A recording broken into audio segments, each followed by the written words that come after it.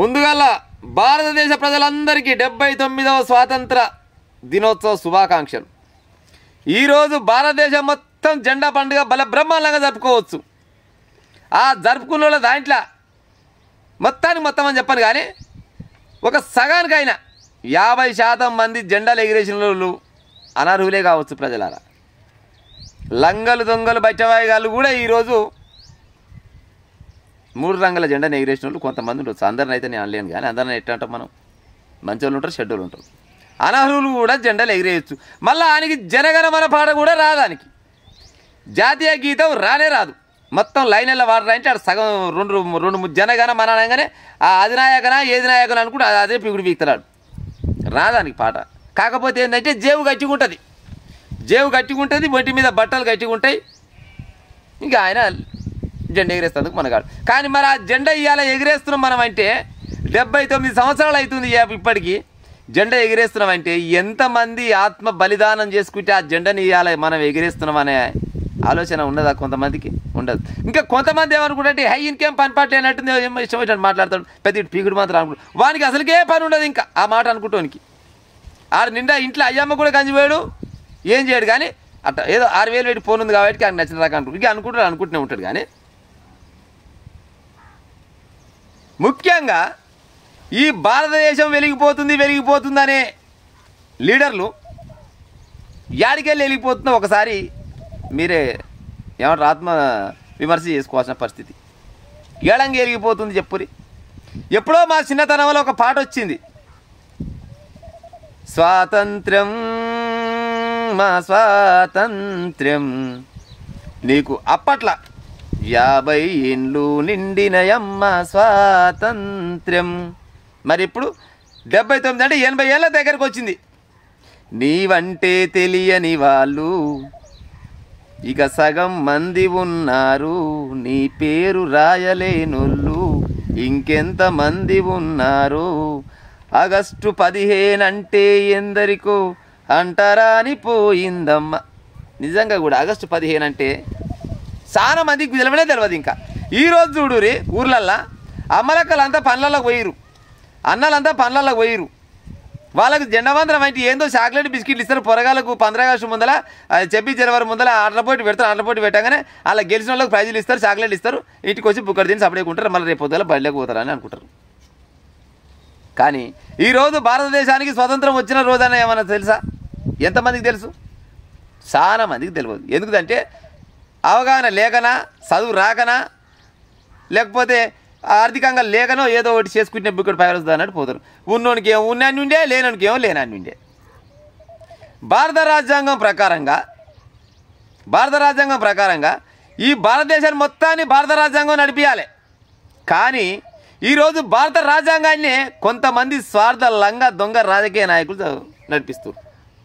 భారత రాజ్యాంగం అమల్లో అయితే కనీసం 20-30% భారత రాజ్యాంగం అమల్లో ఉన్నా కూడా ఈరోజు పేదరికం అనేది ఉండదు. అవునా కాదా ప్రజలారా చెప్పుది.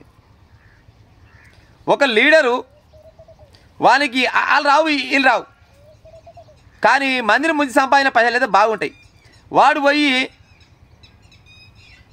ఐఏఎస్ చదివిన పోలీస్ ఆఫీసర్ని బెదిరిస్తాడు, ఐపీఎస్ చదివిన వాళ్ళని బెదిరిస్తాడు, ఐపీఎస్ చదివిన పోలీస్ ఆఫీసర్ని బెదిరిస్తాడు, కలెక్టర్ని బెదిరిస్తాడు, హెడ్ మాస్టర్ని బెదిరిస్తాడు, ఎవరినైనా బెదిరిస్తాడు. వానికి ఏమి రాదు, కానీ జేబు గట్టిగా ఉంటుంది. మందిని ముంచి సంపాదించిన సంపాదన బాగుంటుంది. మరి ఆడు మందిని ముంచేందుకు వాడు లీడర్ కావడానికి కారణం వాళ్ళు మళ్ళా ప్రజలే కదా. ఈ భారతదేశం మొత్తంలో సరే ఈ మాట కొంతమందికి మింగుడు పడకుండా వస్తుంది, కానీ చెప్పే తీరుతా. ఈ భారతదేశం మొత్తంలో అత్యంత అవినీతి పరుడు ఎవడంటే పైసలకు ఓటమ్ముకునే ఎవడైనా కానీ అవినీతి పరుడు అన్నట్టే లెక్క. పైసలు ఇస్తేందుకు ఆడు వస్తాడు, లీడర్ వస్తాడు. ఎందుకు వస్తాడు? వాని అవసరం వాటికి వస్తాడు.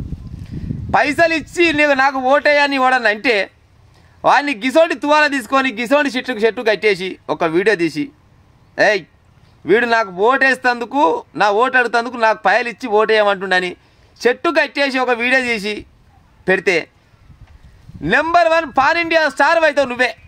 కానీ ఆడ 2000 ఇస్తా అంటే ఇంకో 3000 ఇంకో 1000 ఇచ్చిపోరా, అదేమా అవతలో 2.5 ఇస్తుండ్రు, నువ్వు ఇంకో 500 ఎక్కువ రాదు అనేటోళ్ళే ఎక్కువ. అవునా కాదా ప్రజలారా? ఓట్ల నాడు మనం చేయి చాపినాక వాడు గెలిచినాక మనల్ని మొత్తం ఆగం చేయకుంటే ఏం చేస్తాడు? భారతదేశం అభివృద్ధి ఉంది, యాడికెళ్ళి అభివృద్ధి పాడైంది చెప్పురి? ఎట్టా అభివృద్ధి ఉన్నది? ఎవరు అభివృద్ధి చేస్తారు? ఏంటంటే ఇప్పుడు భారత రాజ్యాంగం ప్రకారంగా మనకు మాట్లాడే హక్కును కల్పించారు. మనం ఏమైనా మాట్లాడదామంటే నడవదు. సమానత్వం అనేది రాసిపెట్టిండు భారత రాజ్యాంగంలో. యాడికెళ్ళి వచ్చింది సమానత్వం? సమానత్వం అంటే ఎట్ట ఉండాలి?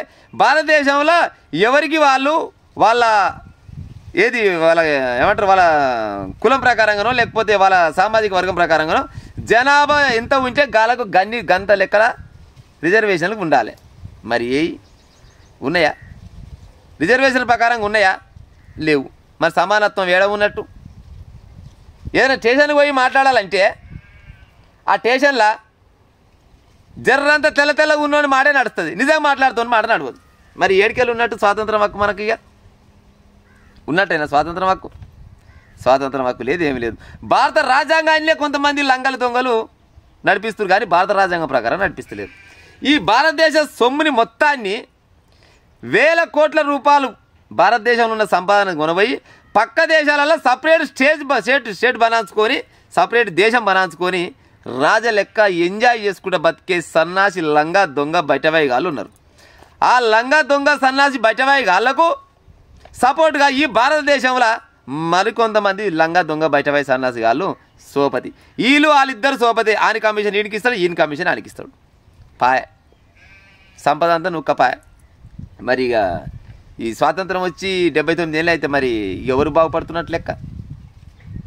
మనము ఓటేసే ముందల ఎన్నుకుంటోడు వాడు ఆయమన్నోడా మంచోడా చెడ్డోడా లంగా దొంగ అనే ముచ్చట ఆలోచించాం. ఎందుకంటే మనం కులం చూస్తాం, మతం చూస్తాం, డబ్బు చూస్తాం. డబ్బులు ఎక్కువనే ఆయన దగ్గర. వాడు మా కులం వాడే, వాడు లంగా దొంగ అయితే మీ కులం వాడే వేసేస్తారా? ఆయనకి వాడు మా మతం వాడే, వాడు లంగా దొంగ మా మతం వాడే అయితే ఆయనకి వేసేస్తారా? ఎట్టేస్తారు మరి?